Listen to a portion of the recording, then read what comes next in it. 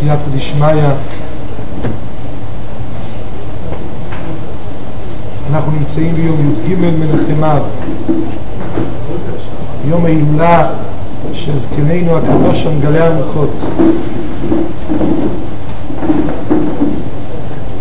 שמו היה רבי נתן נטע שפירא, חי לפני כ-500 שנה, מגלה עמוקות. והיות שזה יום ההילולה, אנחנו מחויבים קצת בפתח השיעור לדבר על דמותו של המגלה עמוקות. מי היה? גודל קדושתו, גודל מעלתו של הצדיק הקדוש הזה. המגלה עמוקות היה גר בעיר קרקוב, בימים שהרב של העיר היה רבינו הבח. הבח זה ראשי תיבות בית חדש. הבח היה רבי יואל סירקיש, מגדולי הפוסקים, לפני כ-500 שנה. הוא היה רב העיר.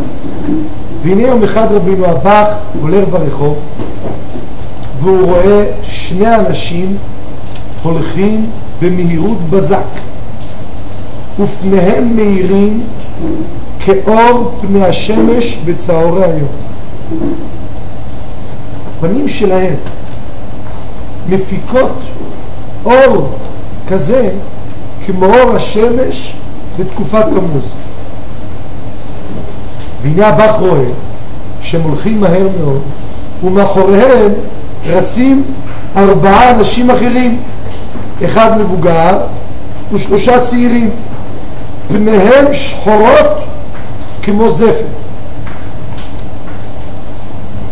רבינו הבח נעמד לראות כזה מחזה, שני אנשים רצים, פניהם כאור השמש בצהריים, 3 אנשים צעירים ואדם אחד מבוגר, שחורים כמו זפת.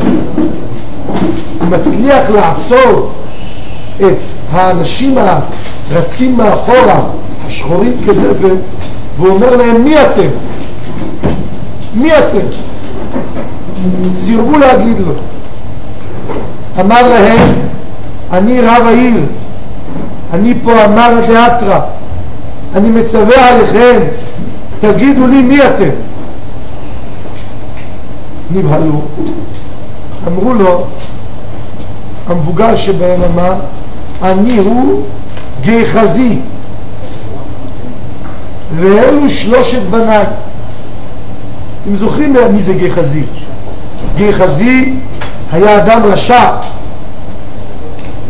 גיחזי היה אדם רשע. גיחזי היה זה שהגמרא במסכת ברכות דף י' כותבת עליו דברים מאוד מאוד קשים, שמתעסק בענייני עריות. היה לו תאוות ממון שהביאה אותו לשקר על רבו אלישע הנביא בשעה שהוא לוקח כסף מנעמן. יש פה כיסאות אחרות. ואלישע הנביא מקלל אותו ואומר לו, וצרעת אלישע וצרעת נעמן תדבק בך ובזרעך לעולם. אומר לו הזקן המפוחם עם פנים שחורות כזפת, אני גיחזי ואלה 3 בניי.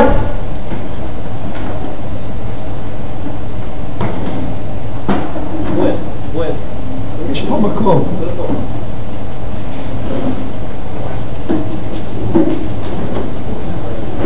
בואו, תתקרבו פה, שם הצדיקים האורחים. בואו תראה, פה זקים. בואו נשאר פה בלב, פה.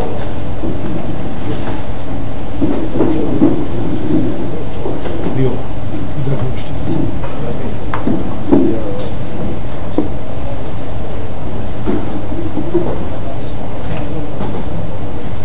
שואל אותם רבינו הבח,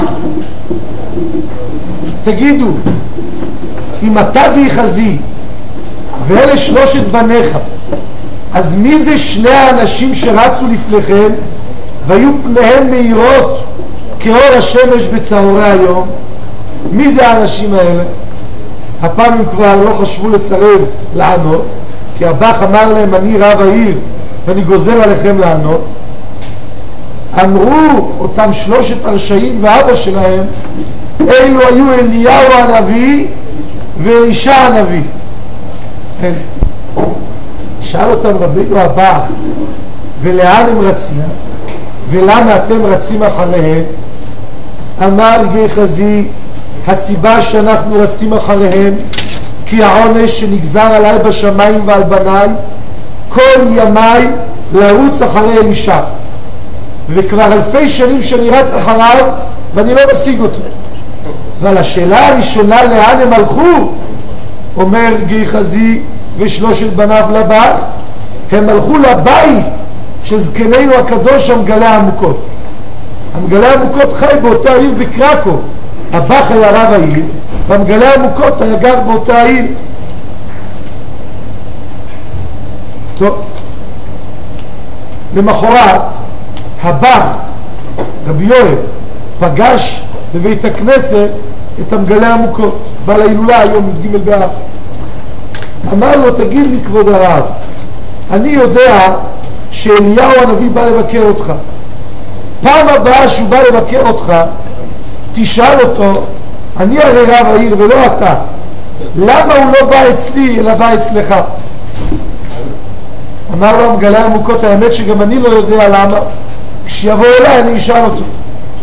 אחרי כמה ימים חזר המגלה העמוקות לרבינו הבח ואמר לו כך, שאלתי את אליהו הנביא, אתם מבינים, דיבורים יש פה אליהו הנביא, שאלתי את אליהו הנביא, אמר לי אליהו הנביא, שהיות שאתה רב העיר אתה חייב לנהוג נשיאותך ברמה. רב שממונה על ציבור אסור לו להיות מדי ענב. מישהו אמר פעם, אל תהיה ענב שלא יעשו ממך צימוק. ענבים עושים מהם צימוקים אחר, אלא אתה בתור רב העיר חייב לעמוד על שלך. הגמרא אומרת, תלמיד חכם צריך שיהיה בו שמינית, שבשמינית שבגאווה כתוב בסוטה דברי. אבל אני אמר המגלה העמוקות לא רב העיר, ואני בכלל לא רב, וכיוון שכך אמנם אתה רב העיר, וזה שאתה עומד על שלך ומנהיג את נשיאותך ברמה וזורק מראה בתלמידים, אתה תקבל שכר, אבל לזכות לגילוי אליהו אתה לא יכול, רק אני. כך ענה אליהו הנביא למגלה העמוקות להגיד לרבינו הבא. אגב, העובדה שזקנינו בעל ההילולה המגלה העמוקות היה לו גילוי אליהו כתוב על המצבה שלו. מי שאין לו זמן לנסוע לקרקו, אני רוצה לקרוא בפניכם את נוסח המצבה המופיעה על קברו של המגלה העמוקות.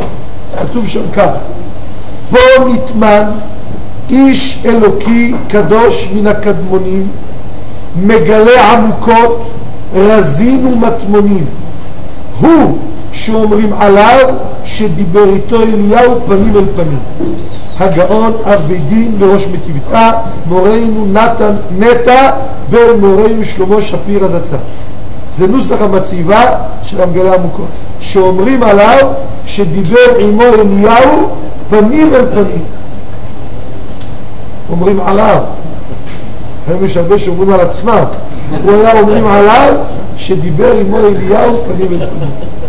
הרב חידה בספרו שם הגדולים כותב כך, שמעתי שהיה למוהר"ן הנזכר, מוהר"ן הכוונה רבי נתן שפיר המגלה העמוקות, שמעתי שהיה לו מגיד למוהר"ן הנזכר. מי זה המגיד הזה? אליהו הנביא. היום י"ג באב ההילולה שלו, של המגלה העמוקות. המגלה העמוקות כתב כמה ספרים, המפורסם שבהם הוא ספר מגלה העמוקות, שבו 252 פירושים על המילה ואתחנן, פרשת השבוע, ולכן הוא נפטר, תמיד קוראים פרשת ואתחנן בשבוע של ההילולה שלו, י"ג באב, ספר שלם, 252 פירושים על המילה ואתחנן.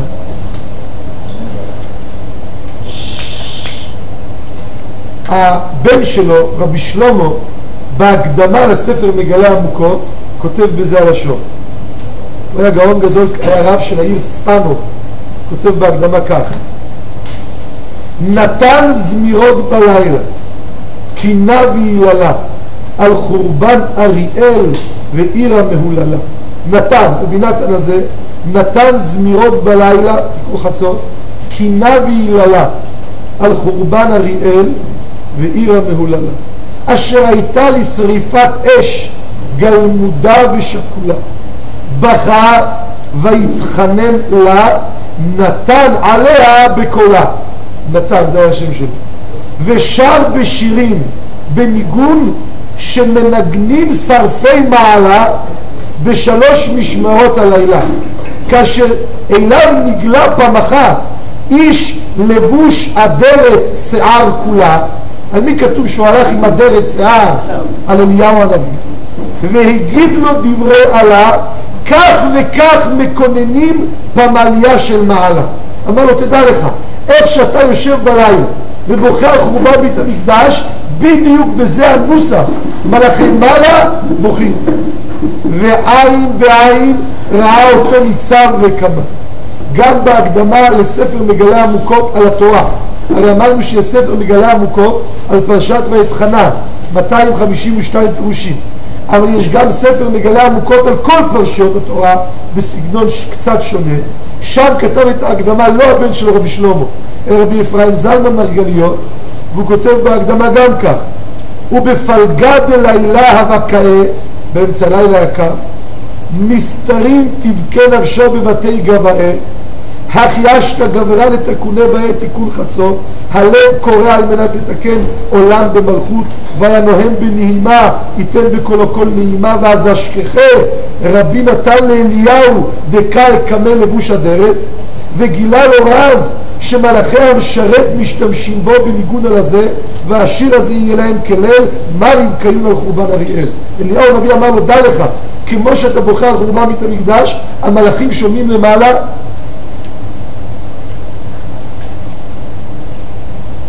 המלאכים שומעים למעלה, והם גם כן מקדישים את שירתם לאותו נוסח הקינה שאתה, רבי נתן שפירא, המגלה עמוקות עושה.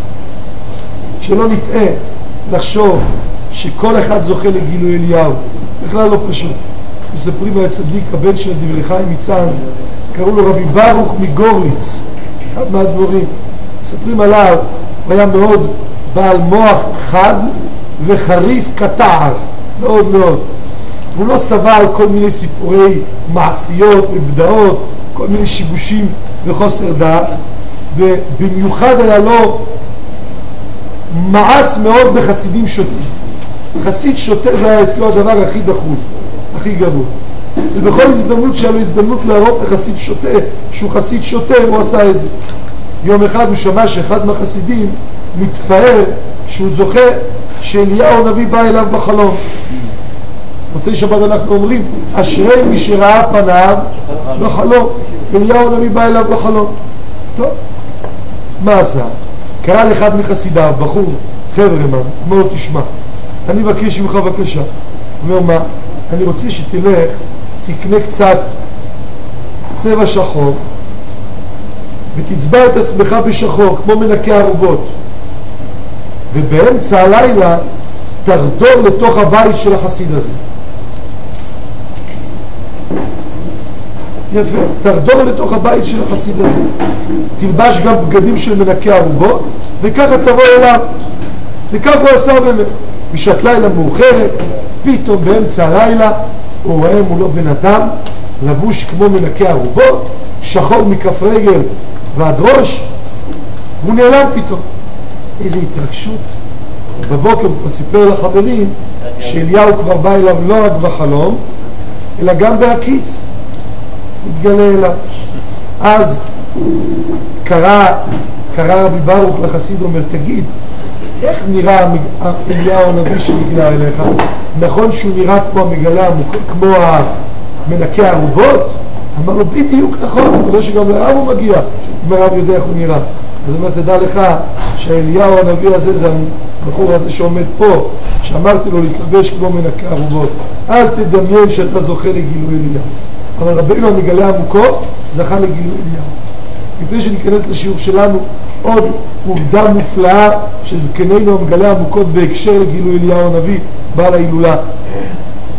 יש ספר נקרא כתבי רישוב. היה יהודי קראו לו רבי יוסף שוב. שוב זה ראשי תיבות שוחט בודק. היה יהודי כזה, והוא מביא דברים שהוא שמע מפיו של רבי דוב, נכד הרב מברדיצ'וב. הרב מברדיצ'וב היה רבי לויצר מברדיצ'וב, סניגורן של ישראל. נכד שלו רבי דוב, הוא מביא ממנו דברים. שימו לב מה הוא כותב. הרב בעל מגלה עמוקות. במחת היה נתפרסם מאוד בשמיים. בשמיים אמרו המגלה עמוקות זה משהו מיוחד. אמר הסמ"ם, אמר השטן, יתנו לי רשות ואנסנו בעצמי.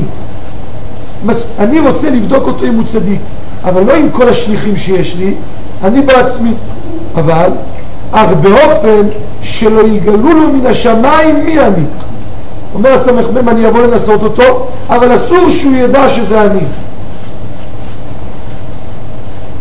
אך ראה שאין לו דרך להחטיאו, והתחפש ובא אליו, והתראה בדמות אליהו שנתגלה אליו.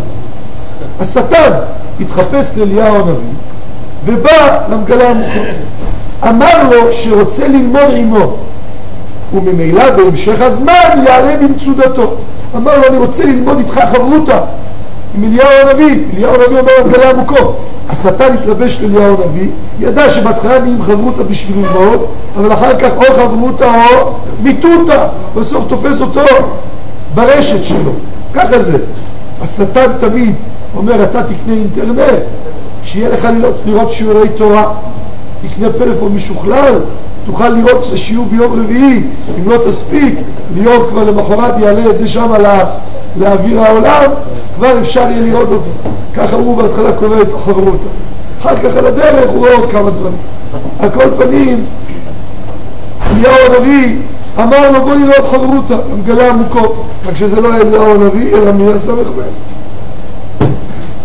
טוב. אמר לו, טוב. אמר מגלה עמוקות לאליהו הנביא, טוב. אך אתיישב בעצמי ותבוא אליי מחר. אמר אני מוכן ללמוד איתך, אבל תן לי לחשוב על זה עד מחר. בלילה שאל בשמיים, בעת שנשמתו עלתה, אם ילמוד עם האיש הזה. שומעים דבר מעניין. הוא שאל בשמיים, תגידו, כדאי ללמוד עם המגלה עמוקות, עם זה שמציג את עצמו כאליהו, ולא ענו לו מטעם הבטחה הנ"ל.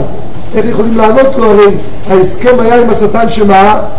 שלא מגלים שזהו. הוא בא אליו ביום המחרת ואמר לו, למחרת הוא בא אליו, טוב, יש לך תשובה בשבילי? אמר לו, כן, תבוא מחר, התיישב עוד. בלילה השני שאל גם כן ולא ענו לו. וכשבא למחר אמר לו עוד הפעם, תבוא למחר. 3 פעמים אומר לאליהו הנביא לא היום. לא כל אחד יכול לפרגן לעצמו, שכשאליהו הנביא בא אליו להגיד לו ושאל עוד ולא ענו לו. וכשבא למחר, תקשיבו, אמר לו, נראה שאין אתה אליהו ולא אלמוד איתך, כי זה 2 פעמים שלא הבטחתי אותך ובאת בפעם השלישית, ואליהו קפדן כמאמר הש"ס הקפיד בו, אם לא היית אליהו לא היית בא בפעם השלישית. הגמרא מספרת בסנהדרין קי"ג שרבי יוסי היה לומד עם אליהו הנביא, ופתאום יום אחד רבי יוסי אמר אל אליהו הנביא שהוא קפדן. אליהו הנביא נפגע ו3 ימים לא הגיע.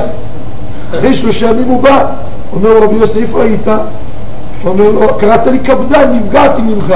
אמר לו, זה שנפגעת זה ראיה שאני צודק שאתה קפדן, הנה, לא באת אליי 3 ימים. אומר המגלה עמוקות לשטן הזה, אומר לו, אם אתה היית אליהו הנביא ו3 פעמים דחיתי אותך, לא היית בא בפעם הרביעית. קפדן אחרי 2 פעמים כבר לא יבוא. זה שבאת בפעם הרביעית, ראיה שאתה לא אליהו הנביא, אתה השטן, אני לא אלמד איתך. כך היה לזקנינו המגלה עמוקות שמירה עליונה, לא להיקשר חס ושלום. אותו מעשה ממש מובא בסוף ספר מגלי עמוקות. האמת, אני קורא לכם עכשיו מתוך מאמר שאולי 150 עמודים שכתבתי פעם על אליהו הנביא, דברים מופלאים מאוד על סימני הזיהוי של אליהו הנביא בש"ס ובראשונים ובאחרונים, דברים נפלאים על אליהו הנביא. כיוון שזה נוגע לבעל ההילולה מגלי עמוקות, אז לא אומר אתכם את זה עכשיו. בסוף ספר מגלי עמוקות מובא הסיפור הזה ממש בשינוי לשון קצת. נקרא לכם את הלשון הקדמון הזה. מעשה ממגלי עמוקות ז"ל זיע, זכותו יגן עלינו, שבדורו היה פקידה מן השמיים שמשיח יבוא. מחמד שבדור הזה צדיקים גדולים היו. רבינו הבח, גדולי עולם שתורתם אנחנו לומדים היום, חיו בדור הזה. ומן השמיים הסכימו שהמגלי עמוקות תהיה המשיח. מחמד טעם הכמוס. והבעל דבר היה מקטרג. הבעל דבר היה מקטרג. ואמר שהדור אין ראוי לכך, רק אם ינוחו לו ויעמידו בניסיון. השטן אמר, המגלי עמוקות תהיה מלך המשיח? כן, אבל רק אם הוא יעמוד במבחן שאני אציב לו. רק אם לא יגידו לו שום מלאך ושום נשמה, הוא, במילים של הספר, שלא יגלו שזה השטן. והוכרח בית דין של מעלה להסכים לו, וכרוז יוצא לפניו שלא יגידו להם כי אנוש יענש. אסור לאף מלאך בשמיים לגלות למשיח המיועד, המגלי עמוקות, שהשטן עומד לנסותו. ואמר הבעל דבר, השטן, כי אליהו יגיד לבעל המגלי עמוקות כי ילמד עמו כל לילה. וקראו לאליהו שלא יבוא אצלו כמה ימים. ההסכם היה הסכם משולש. השטן יבוא בדמות אליהו, אליהו באותם הימים יעדר מלבוא למגלי עמוקות. יבואו שניים, אז כבר... ואליהו מכבר אמר לבעל המגלי עמוקות, אם יבוא אצלו שום מלאך ויוצא ללמוד עמו, הוא מסר לו סימנים לידע אם ראוי הוא ללמוד עמו. כבר לפני כן אליהו הנביא גילה לו סימנים. גם בשעה שאליהו לומד עמו, לא היה מגביה עיניו להסתכל אותו, כי מחמת יראה ומחמת ענווה לא יסתכל בפניו. דבר מעניין. כשאליהו הנביא למד עם המגלי עמוקות, אז אליהו הנביא לא היה מרים את העיניים לראות את המגלי עמוקות. מחמת היראה והפחד מזקנינו הקדוש. ובעל דבר הזה היה בא בתחילה להבח. שימו לב. השטן בא לרבינו הבח ואמר לו שירצה ללמוד עמו קבלה, כי מן השמיים שלחו אצלו, כי מגיד הוא כמו לבית יוסף. ואמר לו הבח שיניחו לו 3 ימים, כי לדבר הזה צריך הכנה גדולה, והניחו לו. ולפני כן הוא בא להציע את זה לבח. הוא אמר, רק מרן הבית יוסף מותר שיהיה לו מלאך מגיד, גם אתה מותר לך. והבח היה מתפלל להודיע לו אם ראוי לכך או לא, ולא היו מודיעים לו. כשראה הבח שלא היו מודיעים לו, השתתח על קברי אבותיו להודיע לו. בלילה בא אביו והבח ואמר לו שלא ילמד אצלו, ואחר 3 ימים בא אצלו, אמר לו צא ממנו. והלך אל המגלי עמוקות ואמר לו שהוא רוצה ללמוד רזים עליונים ועתידות וקבלה מעשית, והיה מיצר לו. והמגלי עמוקות היה שוכח מה שאמר לאליהו מכבר מהסימנים לבדוק אותו. הסימנים של אליהו נתן למגלי עמוקות לבדוק מי מלאך שאפשר ללמוד אותו מי לא, השכיחו מהמגלי עמוקות. והיה מתחיל ללמוד עמו, והמגלי עמוקות בתוך הלימוד הבין שאינו מן הקדושה, והיה מגביה עיניו ומסתכל בפניו, וזכר אשר אמר לו אליהו, ואמר לו שירצה לבדוק אותו, הוא בדק אותו, ומצא את הסימנים שהוא אינו מן הקדושה ולא רצה ללמוד עמו. ואחר כך הלך אל התז, ואמר התז שאינו רוצה ללמוד עמו, ואחר כך היה מתלבש בשבתאי צבי יימח שמו. שבתאי צבי וכל כת השבתאות היא תוצאה של מכשול שרבינו הבח עמד בפניו, רבינו המגלי עמוקות עמד בפניו, רבינו התז שהיה חתנו של הבח עמד בפניו, ושבתאי צבי נפל.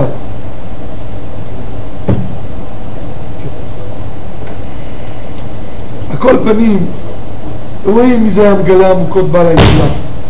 י"ג מנחם אב, היום ההילולה שלו. לכן אשרינו מה טוב חלקנו בהילולה של הצדיק הזה, רבינו המגלי עמוקות. זכותו הגדולה תהיה מגן וצילה בעדינו. נזכה כולנו בעזרת השם שזכות המגלה עמוקות תגן בעדינו, שנשמע ונתבשר בשורות טובות, נשמעות ונחמות. ניגש לנושא שלנו. אנחנו השבת, שבת מאוד מיוחדת. שבת נחמו. נחמו, נחמו עמי יאמר אלוהיכם. בא רבינו השפת אמת, רבי מגור, בדבריו לפרשת ואתחנן, שנת תרנ"ו. השפת אמת כתוב, יש פה למטה ספר שפת אמת, כדאי לעיין פעם, הוא כתוב לפי השנים שהשפת אמת אמר את הדברי תורה. הוא אומר, רגע, במה הקדוש ברוך הוא מנחם אותנו השבת? בית המקדש נחרב לפני 1947 שנה ועדיין לא נבנה. אז במה הוא מנחם אותנו? נחמו, נחמו עמי. אומר השפת אמת דבר מופלא. אומר השפת אמת, הקדוש ברוך הוא אומר לאדם היהודי, יהודי יקר, עליך להתנחם. אתה יודע במה עליך להתנחם? בעצם העובדה שהשם הוא האלוקים שלך. נחמו, נחמו עמי יאמר אלוהיכם. הקדוש ברוך הוא אומר, זה שאני האלוקים שלכם, זה שיש לכם אותי, זה עצמו צריך לנחם אתכם. ידיעה זאת תטיף תללי נוחם על נפש כל חי, שלא יצטער בבועליו צרה וצוקה. אומר השפת אמת, אדם שיודע שיש לו כזה ריבונו של עולם, כזה ריבונו של עולם גדול, עצם העובדה הזאת, אני רוצה לומר לכם דבר מאוד מעניין, שיש ספר קדמון שנקרא מנהג טוב. זה ספר שהודפס בשנת תרפ"ט מתוך כתב יד עתיק של חכם אחד מחסידי איטליה. ושם כתוב מנהג טוב שלא להסתפר עד ערב שבת נחמו. ובבוא שבת נחמו חייב לספר עצמו, לשמח גופו, לקבל השבת בשמחה ובטוב לבב, ויתנחם בנחמות מרובות, והשם ינחמנו בנחמת ציון עיר שלם. השבת הזו זה שבת של תללי נוחם שיורדים על העולם. המהרי"ל כותב דבר מעניין. המהרי"ל מביא בשם הריטב"א. אנחנו הולכים עכשיו להיות ט"ו באב. ט"ו באב, מתי זה ערב שבת, יום שישי זה ט"ו באב. המשנה אומרת במסכת תענית, לא היו ימים טובים לישראל כט"ו באב. מה זה ט"ו באב? אומר הריטב"א, ומפני זה נהגו לעשות סעודה בשבת שלאחר תשעה באב. אומר הריטב"א בחידושיו במסכת תענית, שמעבר לסעודות הרגילות שעושים בשבת, השבת זה יום חג, יום טוב, עושים סעודה. מה הרווחנו השבת הזו? הרווחנו לדעת שיש לנו משהו הרבה יותר מבית מקדש, ולדבר הזה קוראים ריבונו של עולם. יש לנו את הריבונו של עולם. זו הנחמה הגדולה ביותר שיכולה להיות. עד כדי כך שהחתם סופר כותב בהגהותיו בשולחן ערוך בסימן תקנ"א, שעל הפסוק והיה מדי חודש בחודשו ומדי שבת בשבתו. הוא אומר, מה זה והיה מדי חודש בחודשו? חודש התחיל, ייגמר, אבל מה זה בחודשו? הוא אומר, יש חודש שמתחיל בתוך החודש. יש לנו חודש שנקרא חודש אב, הוא התחיל לפני 13 יום, הוא הסתיים בעוד כך וכך ימים, אבל בתוך חודש אב יש חודש חדש, קוראים לחודש הזה מנחם, והוא מתחיל משבת נחמו. והיה מדי חודש בחודשו. מתי זה יתחיל? מדי שבת בשבתו יבוא כל בשר להשתחוות לפניי, אמר השם. אומר עד כדי כך שרואים בתשובותיו של החתם סופר שעד שבת נחמו הוא כותב כך וכך לחודש אב, משבת נחמו הוא כותב כך וכך לחודש מנחם, לא מנחם אב, לחודש מנחם. החודש הזה הוא חודש מנחם, חודש שהרווחנו נכס על ידי החורבן, על ידי הצרות התקרבנו לבורא עולם, וזו הנחמה הגדולה ביותר. היה חסיד גדול, קראו לו רבי שמואל מונקיס, הוא היה חסיד של בעל התניא, חסיד של אדמו"ר הזקן בעל התניא. מספרים שיום אחד הוא היה אדם עשיר, היה לו בית, כל הכסף שלו היה בבית. יום אחד נשרף לו כל הבית, עם כל הכסף, עם כל מה שהיה לו. בקבוק, חצי בקבוק וודקה לא נשרף. הוא לקח את החצי בקבוק וודקה, בא לבית כנסת ורוקד, שמח, שלא עשני גוי, שר, שלא עשני גוי. חשבו מסכן, השתגע, נשרף לו הבית, הלך כל הכסף, מסכן, איבד את שפיותו. אמרו לו, מה אתה שר שלא עשני גוי? הוא אומר, אני אגיד לכם, אם אני הייתי גוי שמאמין באלילים, אז כשהיה נשרף הבית שלי, אז אם הבית היה נשרף גם האלוהים שלי.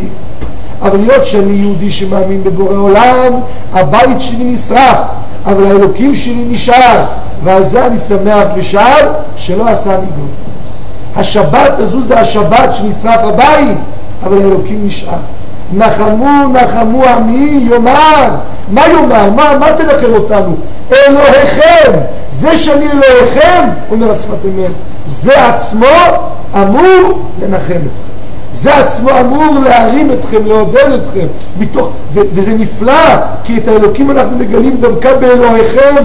אלוהיכם זה אלוקים מידת הדין, אז מידת הדין צריכה לשמח אותנו, כי כשאדם מסתכל, יש לו הרבה צבעים בעין, יש לו לבן, יש להם כחול, חום, אפור, כל אחד, אבל בסוף רואים באיזה נקודה, מהנקודה שחורה. מתי האדם רואה את הריבונו של עולם? כששחור לו בעין, כשיש חורבן חס ושלום, כשיש מציאות של נופל, הוא גלוי עיניים, אז הוא מגלה שיש ריבונו של עולם בעולם. אומר השפת אמת, נחמו נחמו עמי יאמר. מה תאמר לנו להתנחם? אלוהיכם. רבי אהרון הגדול מקרלין, זה שחיבר את הפיוט יאך סוף נועם שבת, כדאי מאוד ללמוד, אני מציע, מספרים שהרבה יהודים חזרו בתשובה מהפיוט הזה, היום יש את כל המכשירים האלה, אז כדאי לחפש שם את הפיוט יאך סוף נועם שבת המתאמת ומתאחדת בסגולתך. זה פיוט שיש בו 120 מילים, נכתב על ידי רבי אהרון הגדול אצלנו בבית עם הבחורים. אנחנו לאחרונה שרים את זה קצת בליל שבת, בעונג שבת, שיר קדוש שהרבה יהודים התעוררו לתשובה ממנו. כתב רבי אהרון הגדול מקרלין, הוא אומר על הפסוק בספרו ברכת אהרון, אומר על פרשת השבוע כתוב, וידעת היום והשבות אל לבביך כי השם הוא האלוקים אינו. הוא כותב דבר נפלא, הוא כותב, ידעת היום שידיעה אחת על האדם לידה במוחו ואף להשיב אל ליבו, כי השם הוא האלוקים, הוא הבורא והוא המנהיג לכל הברואים בשמיים ממעל ועל הארץ מתחת לעינות. פירוש, יותר מידיעה זו אין צריך האדם לידע. וידעת היום והשבות אל לבביך כי השם הוא האלוקים, אין עוד. חוץ מזה אתה לא צריך שום דבר, לא רופא ולא עורר דין ולא כלכלן ולא מקובל ולא כלום. אם תדע שהשם הוא האלוקים, אין עוד. אומר רבי אהרון, יותר מזה אתה לא צריך כלום.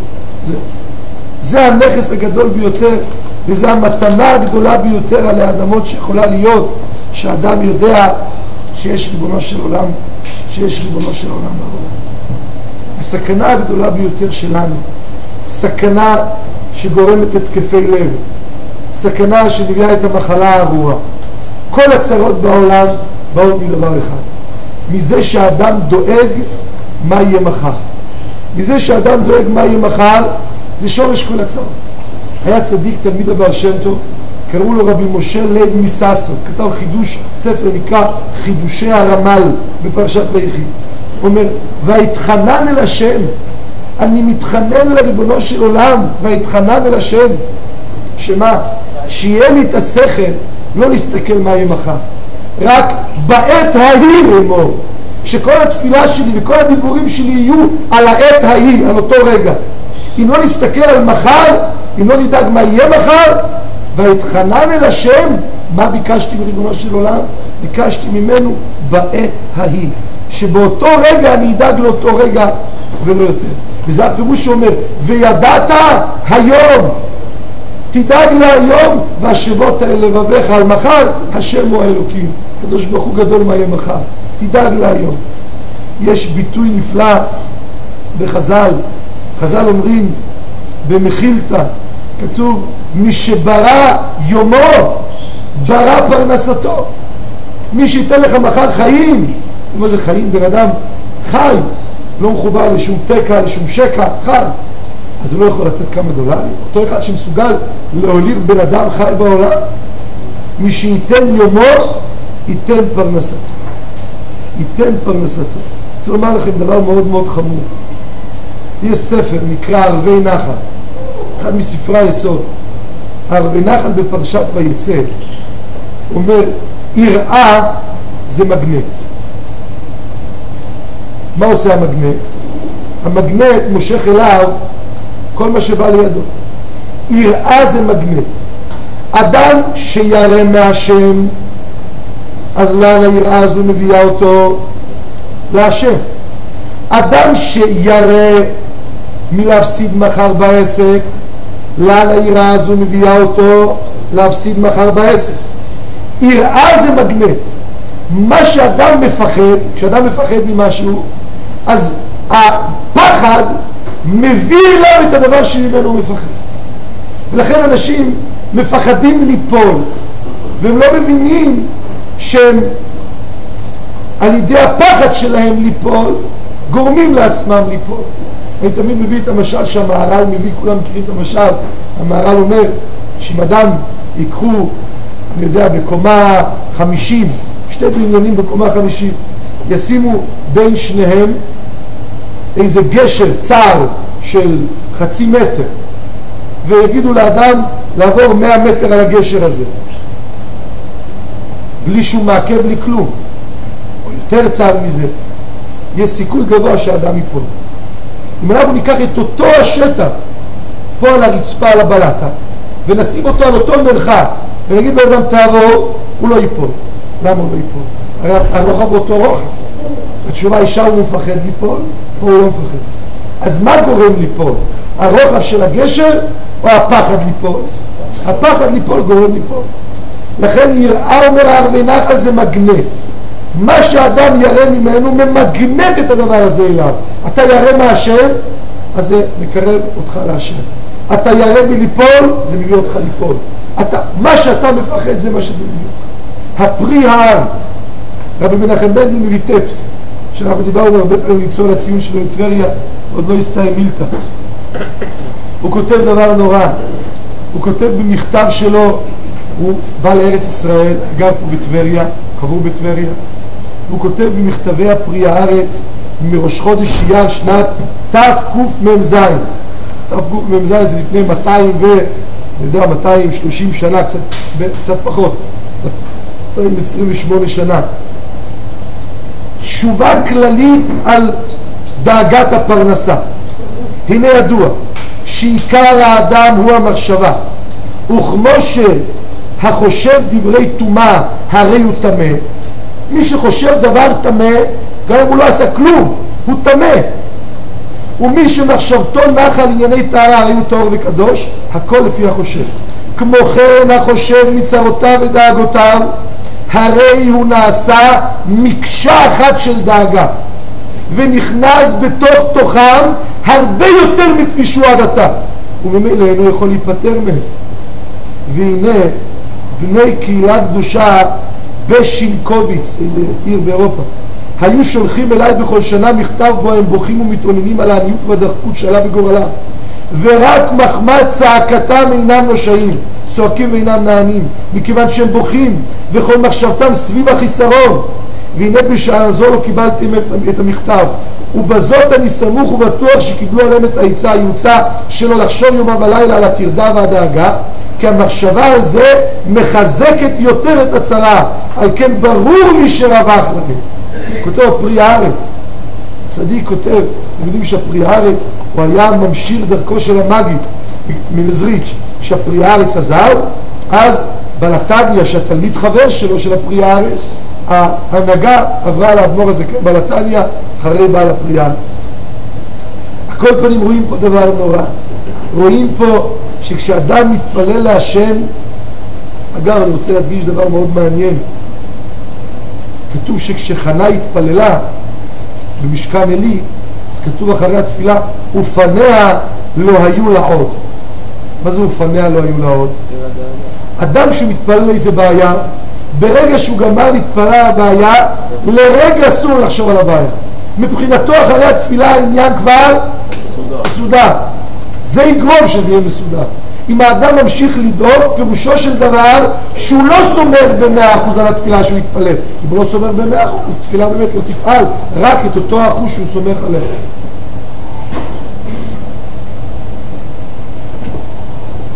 וזהו יסוד גדול. יסוד גדול שאם אדם משליך על השם יעבור, אז הוא מסודר. אדם צריך להרגיש אחרי התפילה כמו מישהו שיש לו תרמיל 100 קילו על הגב. אחרי התפילה הוא הוריד אותו והוא הולך בלי תרמיל. אם מרגישים שהוא ממשיך ללכת עם הגב מכופף, סימן שכל התפילה הזו זה לא לזה התכוון המשורר בכלל.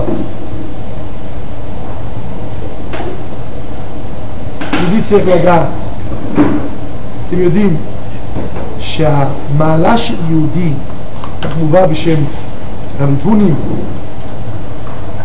הוא אומר למה יהודי קוראים לו יהודי? יוד, על שם האות יוד. הוא אומר כל אות באלף בית אתה יכול להגדיל אותה והיא תישאר אותה אות. בית תגדיל אותה לפה, לפה, לפה, תהיה בית גדולה. חף תגדיל אותה, תהיה חף גדולה. אות יוד אין מציאות להגדיל אותה. תגדיל אותה כלפי מטה היא תהפוך להיות ו'. תגדיל אותה לצד היא תהפוך להיות ד' או ר'. תגדיל אותה לכיוון. אין מציאות לשנות. היוד חייבת להישאר קטנה, נקודה. לא משנה איזו נקודה, אבל נקודה לא יותר. הכוח של היהודי, כמו שכתוב בפרשה, לא מרובכם חשק השם בכם, כי אתם המעט מכל העמים. דווקא בגלל שאתם המעט, אומרת הגמרא בחולין דף פ"ט, אמר הקדוש ברוך הוא לישראל, חושקני בכם. תראו לעצמכם, אדם מסוגל להגיע למצב שבורא עולם פונה אליו ואומר, חושקני בך, אני אוהב אותך, אהבתי אתכם, אמר השם. כאילו כמה אדם היה מוכן לשלם בשביל לשמוע כזה משפט מאיזה מיליונר אגדי, לא ממיליונר אגדי, מאיזה מישהו שיכול לסדר לו את הבעיה כרגע שהוא נמצא בו. אנחנו מדברים פה כרגע שבורא עולם, שכל העולם דילה, כל העולם שלו, אין אחד מה יאמר לו מה תעשה ומה תפעל, חושקני בכם, אני אוהב, יש לי תשוקה, חשק בכם. למה? שאפילו בשעה שאני משפיע לכם גדולה, אתם ממעטים עצמכם לפניי. איך אתם ממעטים? איך יהודי יכול להגיע למציאות של ממעטים? הוא יודע שעות יהוד. ברגע שהוא יגדל, הוא יפסיק להיות יהוד. הוא לא יהיה יהודי כבר. בלי הביטול היש המוחלט, קצת יותר זה כבר ו', קצת יותר זה כבר נון סופית, קצת יותר זה כבר ד', ר' זה כבר לא יהוד. זהו. אם אדם יודע את הידיעה הזו שהוא עשה ועושה ויעשה בכל המעשים, שום דבר בעולם, מכנים עצמכם לפניי, אז הקדוש ברוך הוא מיטיב לבריאותם. הקדוש ברוך הוא מיטיב לאדם. ידוע הסיפור, יש כאלה מספרים את הסיפור הזה על רבי שלמה מקרלין, ויש מספרים את הסיפור הזה על הרב בעל התניא, שפעם אחת הוא דפק על ביתו של המגיד ממזריץ', דפק על הדלת, והמגיד שאל אותו, מי זה?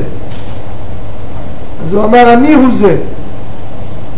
אז המגיד פתח לו את הדלת, דיבר איתו, ואחר כך אמר לו, תשמע, מחר אני מבקש ממך שתלך לאיזו עיירה פלונית, והוא מגיע לשם, נכנס לבית כנסת, בדיוק יש שם ברית מילה בבית כנסת, עושים סעודת ברית, אוכלים, שותים, הכל טוב.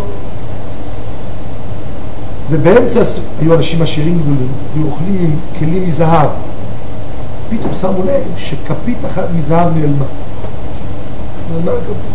נו, מי החשוד הראשון? האורח, הלא קרוי. מי זה? לא מכירים אותו, מי זה הבן אדם הזה?